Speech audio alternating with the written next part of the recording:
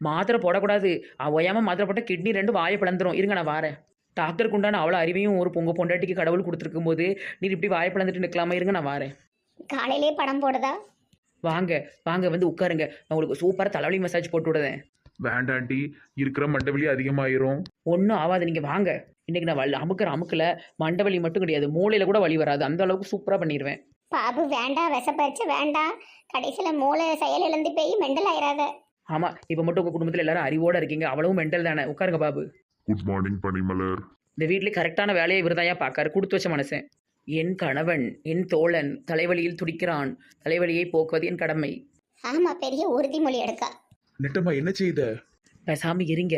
தலைவலியை போக்கும் நவீன சிகிச்சை. போச்சு பொண்ணுக்கு 2 முதுகையும் பிச்சை எடுக்க போறா. ஏ கடவுளே, தலையில சாத்தன் மேல ஏறி உட்காந்துருக்கா. நெட்டம்மா சத்தியமா தாங்க முடியல. பயங்கரமா வெயிட்டா இருக்க எருமை மாதிரி கணக்க இறங்கிரு. பேசாம